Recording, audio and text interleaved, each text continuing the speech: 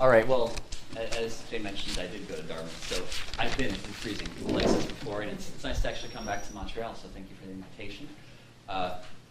I'm seeing different things than when I did as a 19-year-old college student in Montreal, so that's great.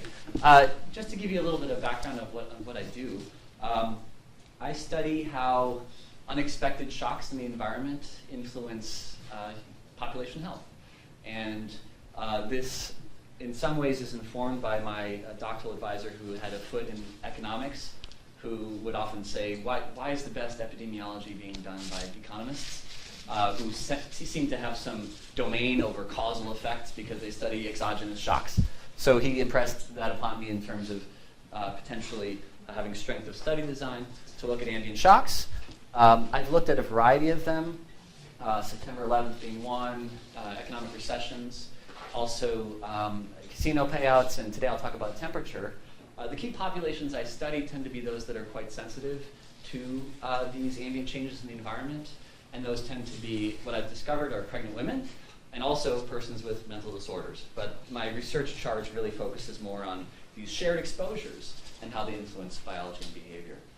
So the first thing I'd like to do is usually when I talk about this to my Irvine colleagues, they don't get this point so quickly, but perhaps in Montreal you'll get it quickly. Cold kills more than heat.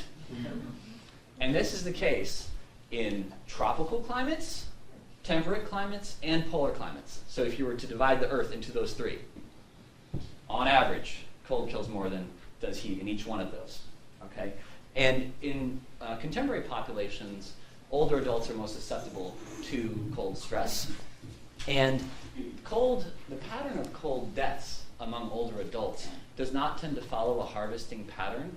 What I mean by harvesting is essentially this kind of acceleration of mortality that would have occurred months later anyway, right? So that's actually in stark contrast to heat-related deaths among older adults. You tend to get this harvesting where essentially they die in July instead of maybe September. You don't get that kind of depressed mortality after. So we think of it as actually leading to more life years lost than, say, heat-related deaths in older age. If you were to look at, and this is especially in Europe, the mortality risk as a function of temperature. So on the x-axis, you have temperature. On the y-axis, relative risk of mortality. You get this kind of reverse J shape, such that mortality seems to have a nadir at around 66 degrees Fahrenheit, increases sharply beyond that in terms of mean temperature, but also has this high tail at the low temperatures, say, Montreal today. And this is across a variety of cities, but we call this the reverse J shape. And in Sweden, the country they'll talk more about, each country or each region has a different type of it. So these J's are really just from a variety of cities as they're aggregated across. All right? And old adults are most responsive to cold temperature. And the thought in terms of physiological mechanisms are essentially twofold. The first is an increase in the risk of a blood clot through vasoconstriction and thickening of the blood itself. Okay, so this is essentially the more technical way of describing what I just said. You also have a rise in blood pressure, both of which could lead to increased coronary spasm and cerebrovascular or cardiovascular death. Okay, so we also call cerebrovascular death stroke. So cardiovascular death is the leading cause of cold-related mortality, and then much lower risk, but the second cause is stroke. And there are a variety of other indirect mechanisms thought to connect cold to accelerated mortality. The main one involves more kind of infectious disease co-occurrence, right? So you think of flu and a depressed immune system in the winter, which could potentiate some other kind of vasoconstrictive response. Crowding also increases the likelihood of actually getting flu, and reduced air quality that also occurs in indoor areas in the winter. Taken together, those might also increase cold-related death. So in terms of the animal models that inform this kind of relationship with temperature and mortality, there's actually some interesting work done on the general stress response to cold. So some of Hans Selye's classical work in the 20s involved looking at mice that were exposed to a variety of stressors, of which one was cold, and they had this kind of generalized adaptive response in their immune system, in their liver, in a variety of other organs. You know, that was at McGill. That was at McGill? That was at McGill. Oh. Selye was here. That's great. I didn't know that. And also, there are distinct neurological and thermoregulatory responses to cold challenge that's induced in an experimental setting in animal models. And it's also the case that if you expose rats who are pregnant to cold shocks, the pups tend to have thicker coats after birth, right? So there's this notion that there is a cold challenge that could affect, say, some cold tolerance later in life. There's also some work on brown adipose tissue, which is one of the key kind of metabolic components to producing heat that could be affected by cold challenges to animals in utero. Okay?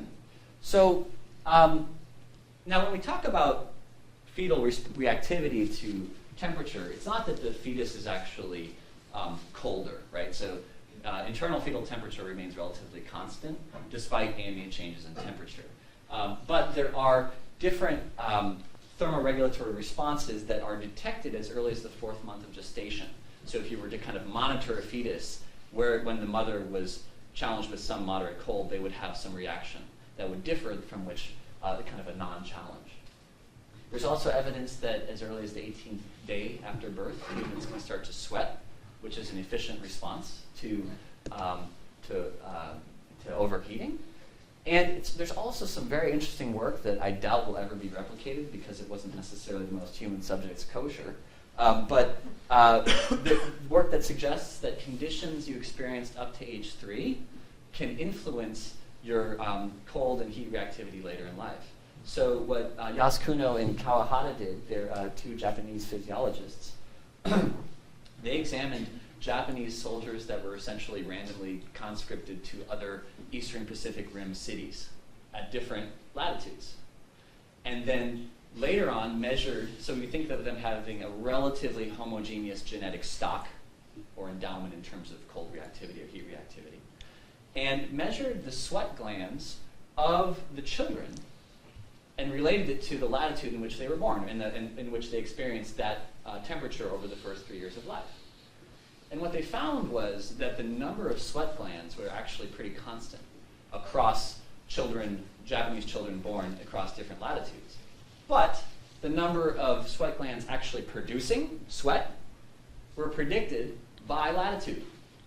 So essentially the number of sweat glands that were pushed on were increased among those born in lower latitude areas and living closer to the equator and being in hotter areas. And the presumption is, well, again, they're manifesting more active sweat glands because it's a better response, a more efficient response to overheating, right?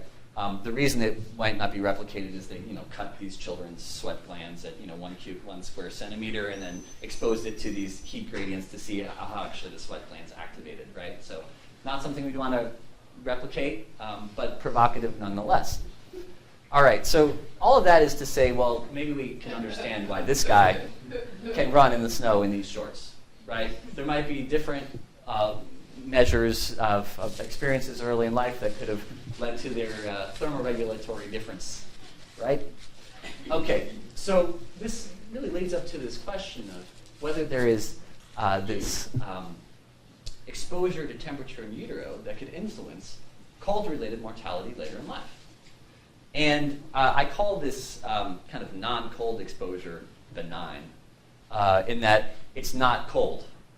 And that if you are essentially born in utero, it's essentially a benign environment, would then being confronted with cold later in life accelerate your risk of death? Because there might have been some other thermoregulatory kind of phenotypic plasticity that you had, which then led to a mismatch between the environment that maybe was expected and the one you were born into. Okay. I should have mentioned, you can always jump in if you want, so questions don't have to go to the end. Okay, well that's one view of how, say, non-cold temperatures in utero might influence cold-related death later in life. Another comes from more work in evolutionary biology that's called more culling of infants in utero. So this work comes from me and my doctoral advisor on looking especially at males who tend to be more sensitive to ambient stressors in utero. It is the case that after 9/11, fewer males were born than expected. There's also higher male fetal loss than you would have expected after 9/11. That's also shown in economic recessions.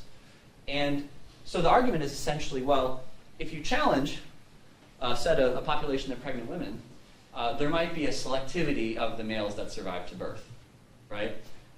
Such that fewer frail males are born, and so on average, you have a smaller cohort, but overall hardier than you would have expected had that selection not occurred, all right? And that would lead to a lower sex ratio, but also an increased average male lifespan, okay? So that work is supported through a variety of papers that we published a while ago on looking at cohorts kind of ecologically in Sweden, where we examined sex ratios among and the lifespan of males born to high and low sex ratio cohorts after unusual cold. And essentially it supports this cold cohort notion. If you're a male born in a cold year, there are fewer of you born, and of those that remain, you live a little bit longer than other males born in non-cold years. All right? So that's the kind of general notion. But also we looked at this kind of mismatch. And so would it be the case of males born in relatively benign years, once they confronted cold years and say what we thought a critical period was, which was ages 1 to 4, would they have worse lifespan overall? And that was also the case. So this essential mismatch using ecological cohorts tends to support this kind of culling hypothesis. So overall, what would these hypotheses kind of predict? Culling would predict that only in males, this hypothesis is very sex specific. Benign temperatures during gestation would increase the risk of cold-related mortality in life due to potentially a more selected group through this kind of heightened sensitivity. And the prediction between culling and this expectable environment differs really only in the sex-specific nature of its expectation. Question? When you talk about a cold year, are you referring to an average over the annual cycle, or cold specifically in the time that it would be stressing?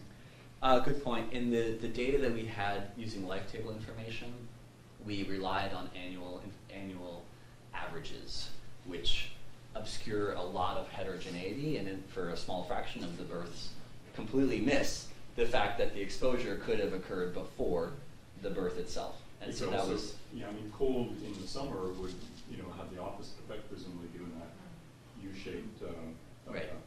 Right. So they, in terms of attributing any of that ecological work to, say, critical periods or cold, hot and cold winters or summers, it remained silent. So that was, we could not address that with the historical data. Good question. Yes? So there isn't any, it seems like it would be interesting.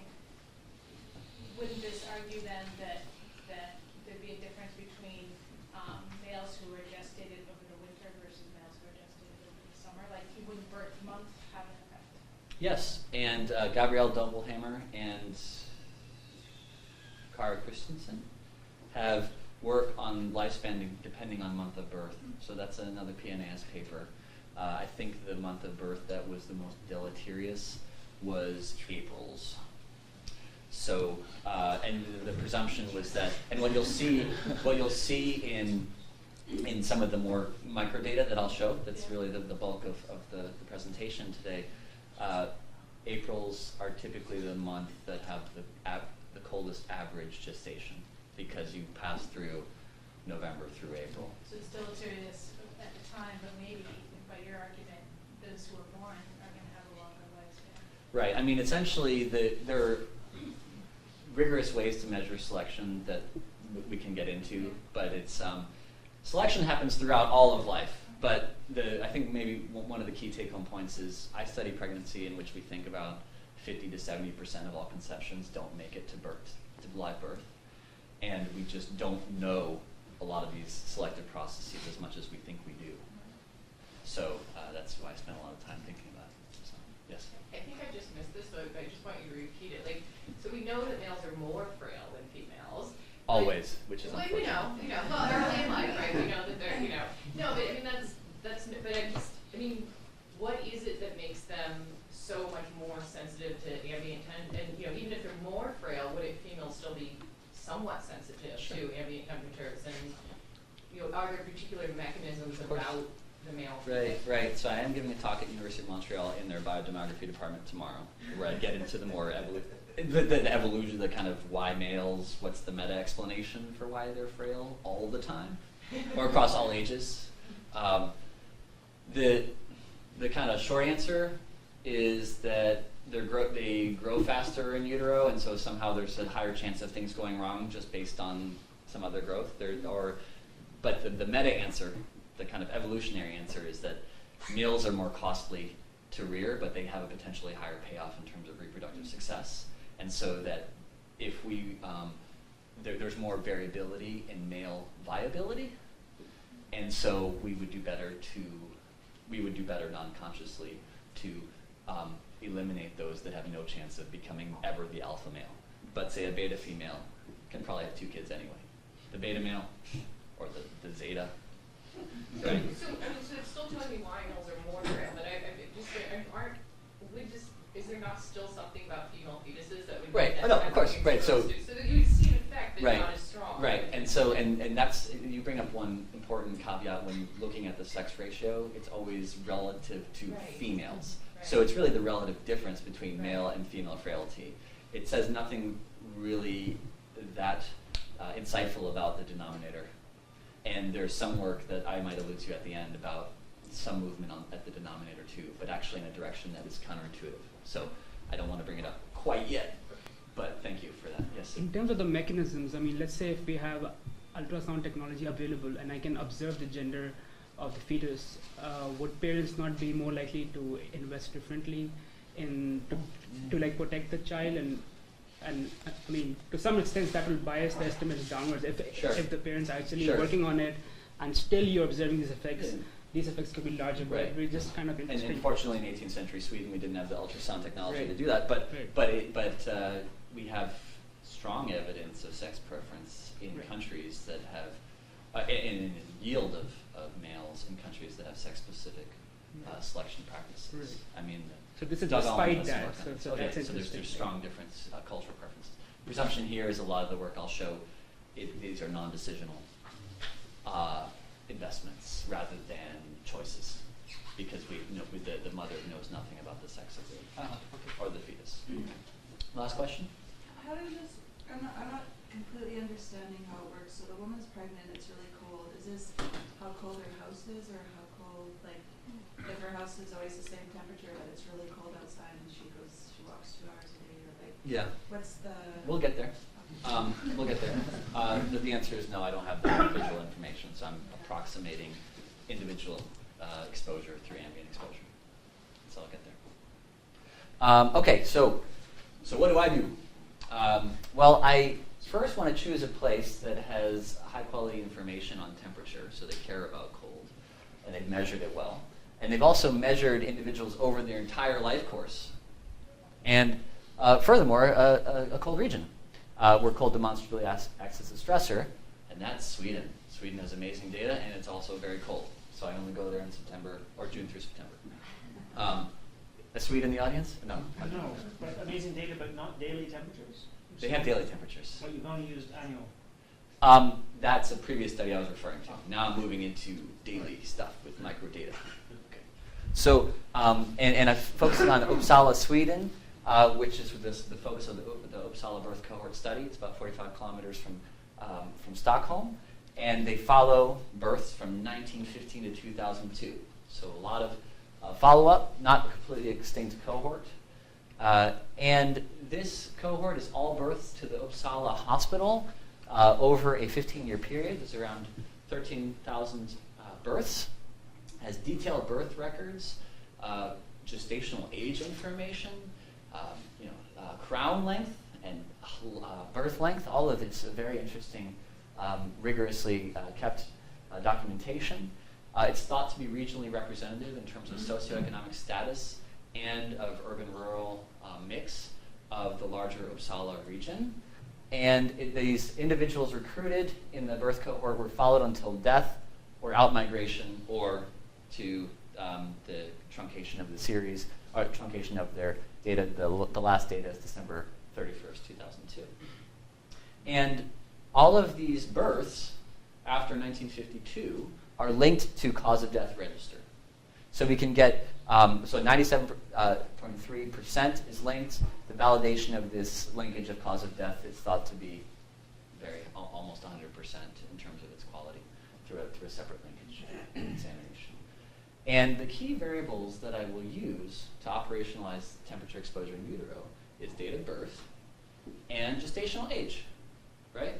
Longer gestations have a longer person time opportunity of being exposed to temperature in utero. And the date of birth and gestational age allows me to calculate date of conception, or estimated date of conception. So you can think of me marching these conceptions through time, through their in utero period, and then I'm essentially assigning ambient daily values of temperature to those gestations. Okay, question? I don't know how big the emigration is in this data set you just mentioned, but presumably there would be emigration endogeneity to temperature sensitivity. Yes. So those that can't stand it leave, and so there's that issue. Swedes, unfortunately, don't. They love Sweden. They never leave. It's great. So it's not America where we move on average, every 3 years or something crazy. It sounds like there's a warm place in Sweden they could go. Right. So some of them will go to California. they leave. Right. Exactly. So I think over this site there's like 1%, 1.2% leave from birth that they can track. There's some other attrition that can't be identified, but it's really, the 97.3 is really like we saw you at birth and we were able to link you to your cause of death, or we can still track you, so we know you're in Sweden. Very good point, though. How should we think about selection in terms of mothers selecting their births around the season? I'll get there. How we think about choices of that. So we have we can assign a benign temperature variable during gestation. We also have a month of birth, and it's kind of getting to your point, which is women might select into certain birth months or conception months, historically in Sweden, to avoid the essentially to avoid interruption with work schedule. You have a lot of marriages that are scheduled between Christmas and New Year's. Marriage is highly correlated with conception in that week more than other weeks. So you have a September birth bump as a function of maybe particular socioeconomic classes getting married around that holiday. So one way to address that is essentially control for the SES variable itself and also the calendar month of birth of conception, which would say, all right, so y'all choose to conceive in Decembers, we're going to essentially fix that and focus on the variability around temperatures across the larger period, because I'll get to the variation, but controlling for that. Jane? I believe you that marriages and conceptions are highly correlated, but they don't always occur in the same order. And this has big implications in the pre-ultrasound era for reporting LNP, for determining gestational age. So I would think, I mean, it's not a Christian country now, but in 1915 it probably was. People did not report their gestational age correctly if they were conceived before they were married. And would that differ would it be differential across conception month? Presumably, if I'm telling that story, it would be in Decembers, so there'd be more measurement error in December conceptions? I mean, there's big socioeconomic patterning in the United States. I don't know what it's like in Sweden, but it would seem like there could be characteristics of the mother that would determine how likely they were to be accidentally. Right. That's a good point. Descriptively, when I've looked at other work in this, they're actually not so great at linking. I mean, there might be the reverse recall. I agree with you on that. The ability to time the conception is a challenge in that even those that might have, or the time marriage is something they can expect, right? But the conception that would closely link to it, even though I mentioned that they're correlated, it's not so strong that we see that connection. But you're right, there might be certain errors based on cultural preferences of sequencing. Sure. So then I also have date of death, which is important because I'm classifying the death as cold-related. So I have to identify a period in which they died just after the cold spell, right? And I'm classifying the death as cold or non-cold. And the two causes of death that I look at are heart disease and stroke. Heart disease, and it's really 4 times as common as stroke, so that's really the meta outcome. Yes?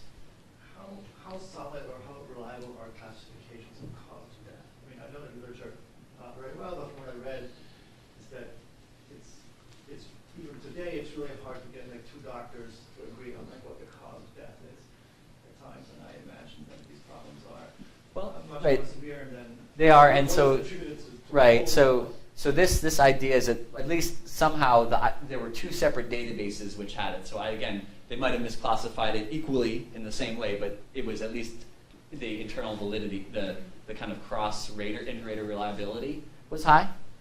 Doesn't exactly nail your question, but that's the best I have in this sense. How well do we classify IHD? In the U.S., I don't know what the gold standard is, so maybe it's a question that I'd have to defer to those that the coroners or someone that has the gold standard. Probably autopsy. Gold standard might be autopsy, right? So The question is, how many deaths go to autopsy?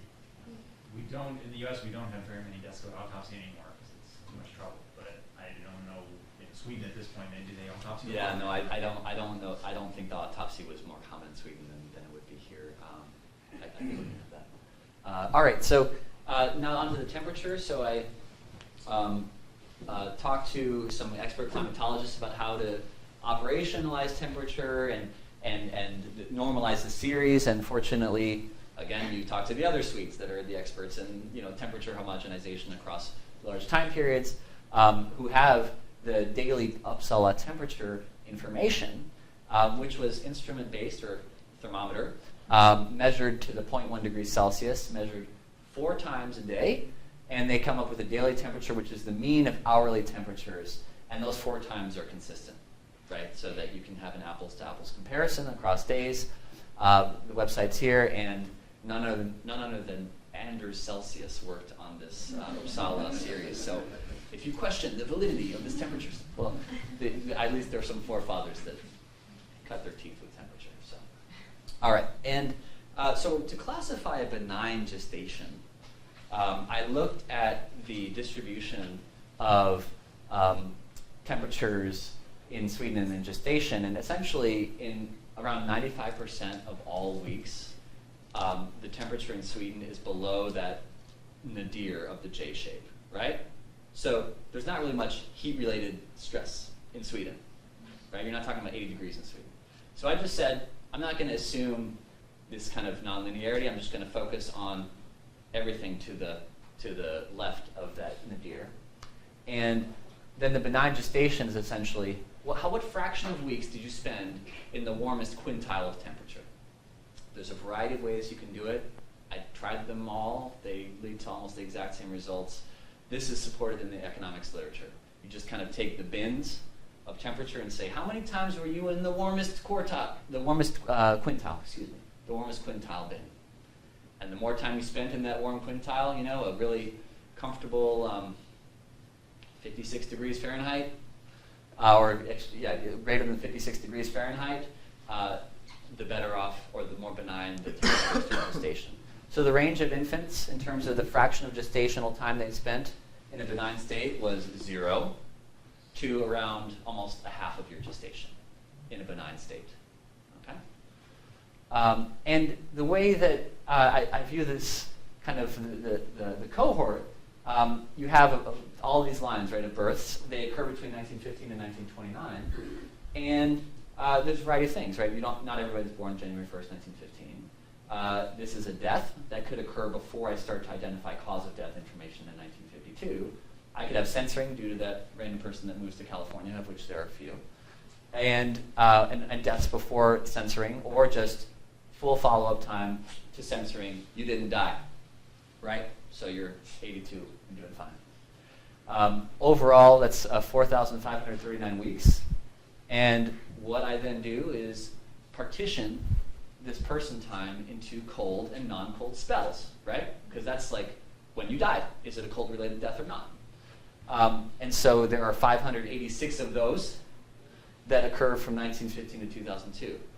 Defining a cold spell, consistent with the literature, is essentially did you have a day that was less than the 5th percentile of temperature for that year? We'll call that cold. Okay? In this case, it was less than negative 6.4 degrees Celsius. All right? So if you had a cold day at that point, because of the lag between a cold day, not today, right? So we're fine. We're not in a cold spell. No, we're saying that's not cold. That's not cold. Okay, well it's at least less than the 5th percentile of temperature in Sweden over the last 30 years. And given the induction period between a cold day and cold death, we think of it around up to 6 days, based on the Eurowinter study. So I said, if it was cold within the last 6 days, that's a cold spell. And afterwards, it's not. Okay? And so you get different durations of cold spells. The minimum would be 6 days, right? 1 day, and then the 6 after, or 7 days. Or you could get several cold days in a row, or them spaced, so you have a longer, like a whole February of being a cold spell. So they differ in duration. And so the potential of 586 cold spells that an individual could pass through in their life in this UPCO study. Okay. I mean, to the extent that the cold spell isn't that cold, it actually goes in your favor. Right? I mean, because it's not like the estimates are again going to be biased downwards to the extent that we expect cold to be the major thing. So it's not really a big well, it's interesting, right? So, I mean, we could go to the 1th percentile. I mean, I went to the 10th percentile, yeah. But I don't know. I thought negative 6.4 degrees Celsius. That's not good. Okay. That's like later this week. We all have pretty good Oh, domestic heating now. we have heating. Oh yeah, we have heating now, right? And we have weather.com, which is also nice, right? Question. In terms of your classification of the exposure, Yeah. where you took the fraction, is there any evidence that trimester, like that there would be different effects in trimester? There's some. It's not that strong in terms of. I wouldn't hang my hat on those trimester-specific hypotheses. Lynn Strand has some great work on the systematic review on the relation of temperature and birth outcomes, not looking over the life course. I'd say it's still, the research does not converge. So, see another question here before I go?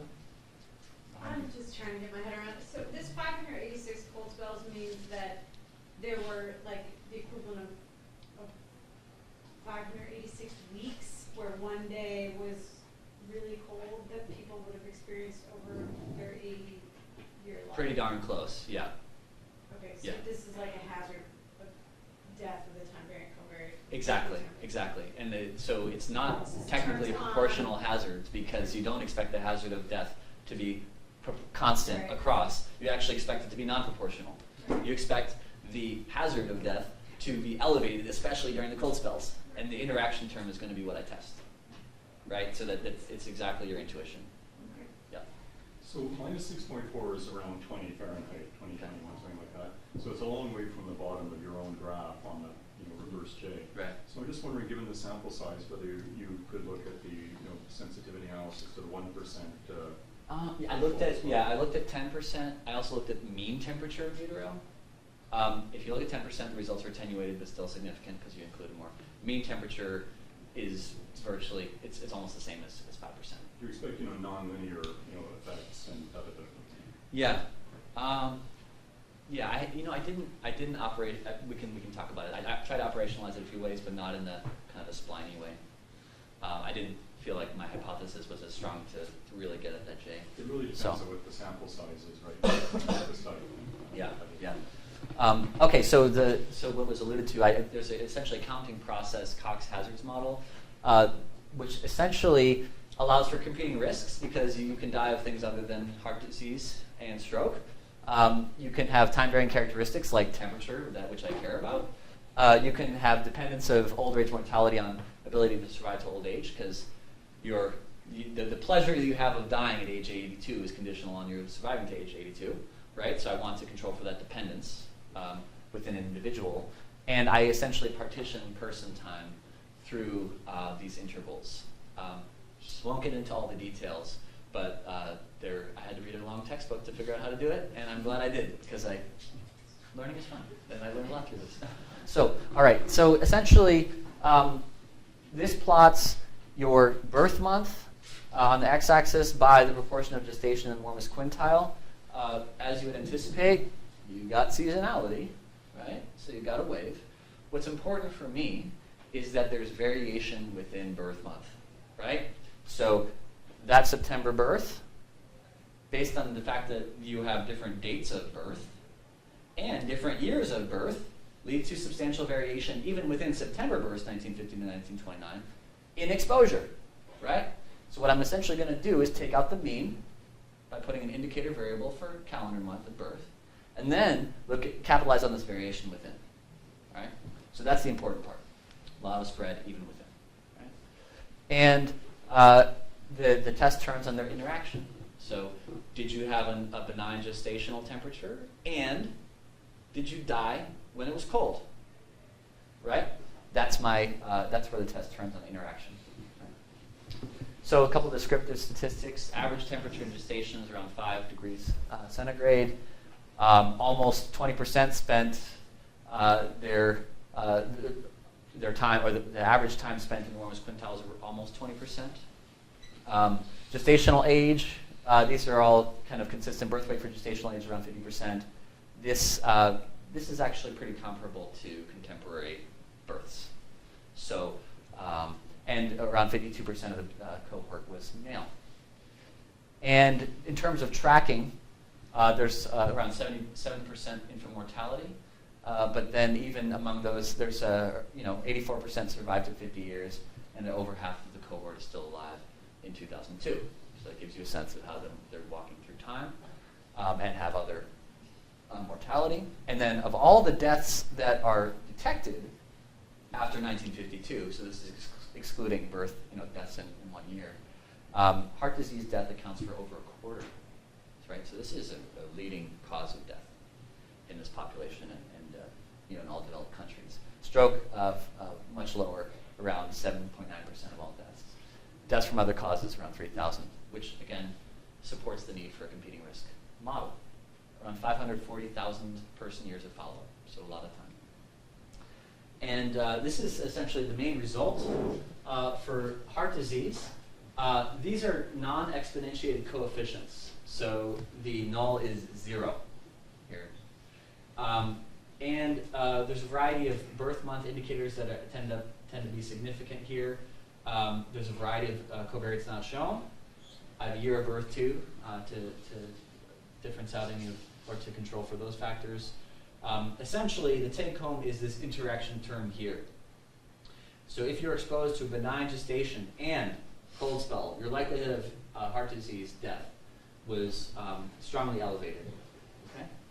And because that coefficient defies straightforward interpretation, I provide a plot here that on the x-axis shows the plausible ranges of exposure to a benign gestation.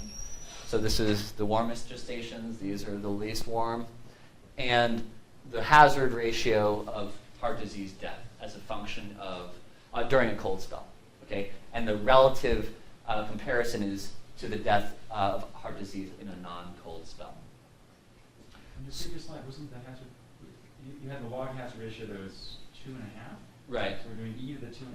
But it's in addition to the main effect. So I see. yeah, so it's not e to the 2.5. Right. And that's why Got it. I showed it quickly, but this is the better interpretation. So essentially, if you spent more than 24% of your gestation in a warm period, you have a statistically elevated risk of heart disease death in a cold spell. Okay? Another way to interpret that is that around, 30% of births actually fall into this group, so it's a non-trivial amount of the cohort, is that around 25% of all cold-related stroke, heart disease deaths are statistically attributable to the fact that you were in a warm gestation. Okay? And in terms of stroke, the results don't support the hypothesis. So the confidence intervals are wide, the number of stroke deaths are less, but this is, I say it's strongly offers no support, or cannot reject the null.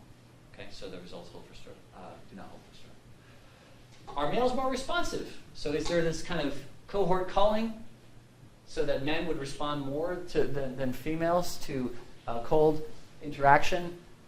There's some suggestion it's in the right direction. Males are more likely to die of cold-related heart disease death and stroke. The confidence intervals are wide, though. I wouldn't make a story out of it. So I don't see support here for cold males.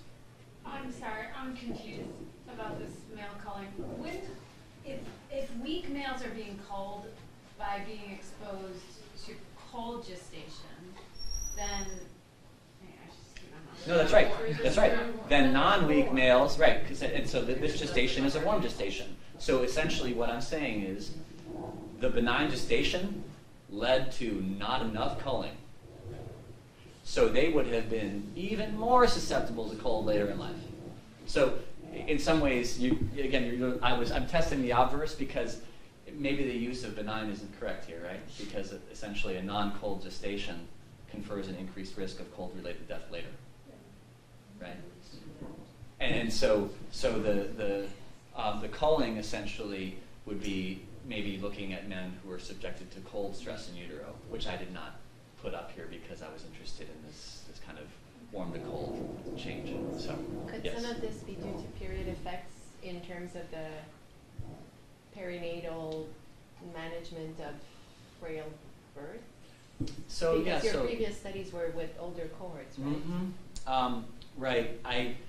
We think that there's less selection in general. Maybe in that our management of those could improve.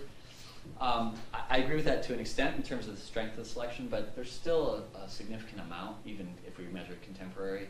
I mean, Alan Wilcox, this is like studied 25 years ago when he looked at early pregnancy loss. I mean, he estimated even now it's 25 to 30%, which he could detect early.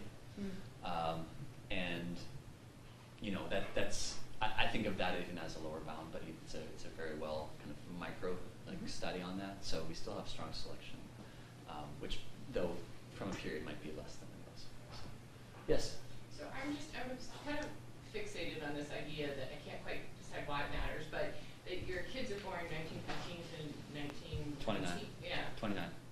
29. Yeah. So they're born during the influenza epidemic, right?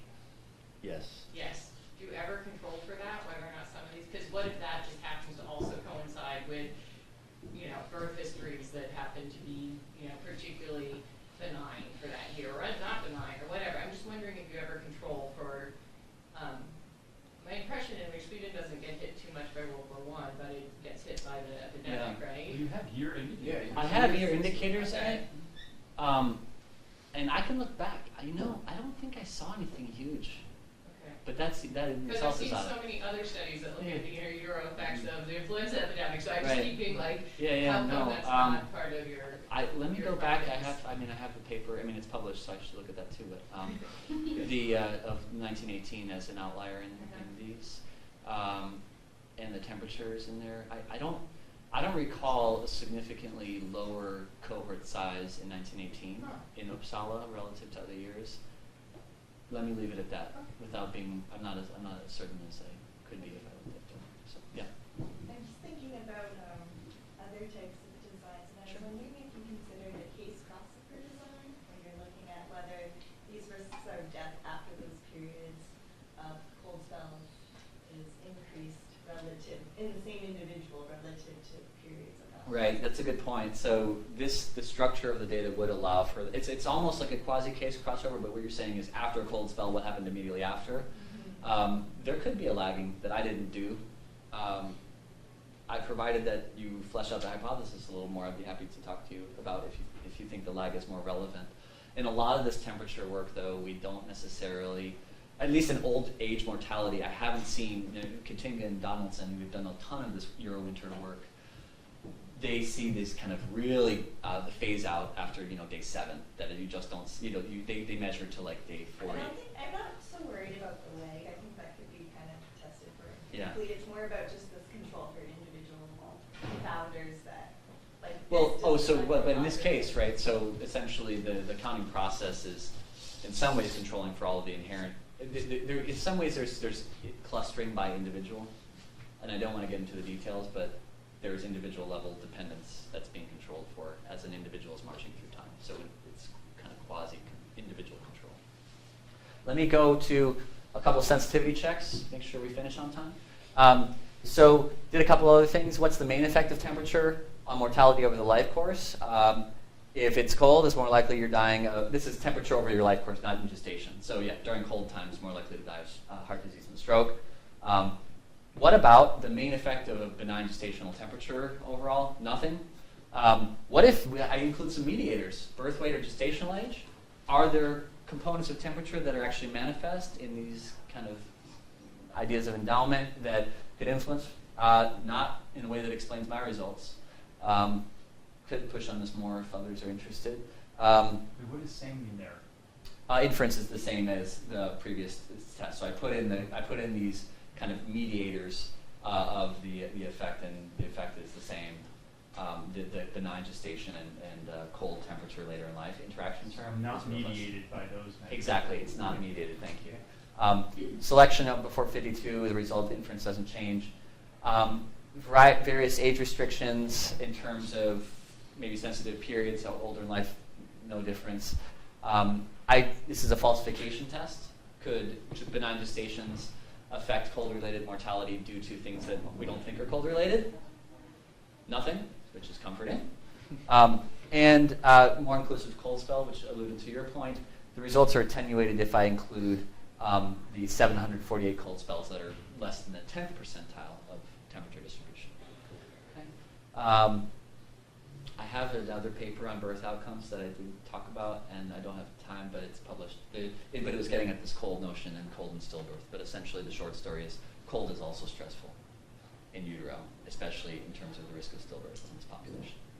I can give you that site later, but that's that. And so, to wrap up, for heart disease but not stroke deaths, the risk of death during cold spell appears elevated if you're exposed to a non-cold temperature in utero. Month of birth, birth weight preterm, selectivity to old age can't really explain the pattern of results. This could support this notion of phenotypic plasticity, but not necessarily the cold males. Don't seem to support that. In terms of limitations, there is a small amount of outmigration, 1.4%. I don't have information on the actual home environment or how many coats they wore or whether they had central heating. And I also don't have locations within Uppsala, but if you were to look at the R-squared of temperature, even among Uppsalans that immigrated or that left to Stockholm, the largest city next door, it's correlated very strongly in terms of temperature. I don't have data on humidity, rainfall, or indoor air pollution. One thought about how mothers are reacting to temperatures, I don't really make that story in terms of a benign temperature in utero, but say to cold, they're reacting by inhalation of more fumes from extra heating, right? So we think of maybe indirect responses to temperature. Next steps, their variety. Well, most money in climate change deals with heat, right? So the next logical step is why not look at the other part of the J shape? So if you know of any country that actually has that heat stress with good data longitudinally, yeah, that's kind of a joke because they don't exist. But if they do, Australia maybe, that I could look at. Also, one of the implications is there's actually a lot of immigrants to Sweden from warm areas, which then leads to the hypothesis, could we look at, say, or even in the US, Somalis that live in Minnesota, of which there's a non-trivial fraction. And so if we had date of birth and location of birth of those Somalis, and now they're confronted with Minnesota, what would be their reaction? And I'm trying to get some data in the US. It's a challenge. We've got Haitians in Montreal. See, We have all the data on Haitians in Montreal. All right. SBQ's got it all right there waiting for you. Thank you. That's why I come up to McGill. Question, yeah, comment? Just occurs to me that drought could also be interesting. Australia's had some bad extended droughts through the 20s and the pre-sex selection era also. Yeah. No, it's a very good point. I'm toying with the idea of looking at famine and temperature exposure in the Dutch cohort, depending on grant funding, to see if that works.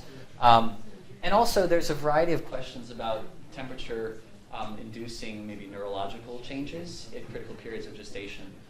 Some work, Irva Hertz-Picciotto at UC Davis is pushing me to look at this with her data and very discrete cold spells and if that influences autism. Because there is a relation between month of birth and schizophrenia, which is, I'd say it's pretty solid. It's not a huge effect, but, and it seems to identify 4th and 5th month of gestation as increasing the risk of schizophrenia if it were cold. So I might look at some of that. And also this whole notion of temperature as a stressor. Montrealers know that just like Swedes, there's no such thing as bad weather, only bad clothing, right? So when we talk about the expectation of temperature, it gets to this kind of larger debate. I measure absolute temperature, you say, I have a scarf. I know what to expect in November. If you give me a cold September, that's something different. Or if you study Italians who forget their scarves, it's interesting because their cold-related mortality is actually higher than Swedes because they didn't expect it, right? So then you get to this question of, well, what's the anticipated value of temperature? And there's ways to get at that, but reviewers don't necessarily understand it as easily as absolute temperature. So, but that's a larger question about how we think of ambient stressors. Yes, did I see a question here? Go.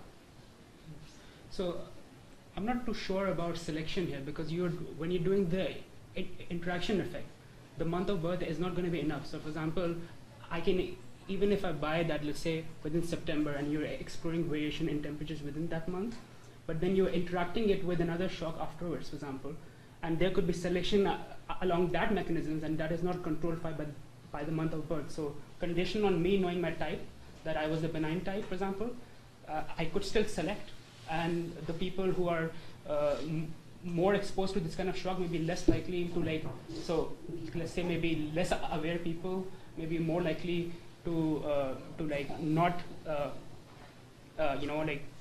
prepare themselves for cold spells enough. Mm-hmm. And it may be this effect. I mean, by virtue of out-migration, and when you say select out, what are they selecting out of? I mean, in terms of maybe making selective investments, which help them against the excessive cold spells afterwards, because you have twin shocks here. I mean, the month of birth can actually help you for one of them, but not both of them. And unless maybe you do a month of, if you have another control for the month in which the other cold spell was happening, so then you can look at people who are, conceived within a certain month, and then if they're exposed to the other shock in the same month, then, Right. So no, it's, yeah, I'd like to think about that a little more. I mean, the presumption isn't that people are out-migrating in anticipation of a cold spell. And then coming back. But it doesn't have to be migration, right? It could be just not going all outside sorts of behaviors, right? Right. Right. So there's a variety of behaviors you can imagine, right? And so in some sense, this kind of aggregate view of temperature. I see where you're going with this. We should talk more. Yeah, sure. I'd like to thank colleagues that made this happen, and here are my papers if you want to read up or give me some other suggestions. Thank you for your time.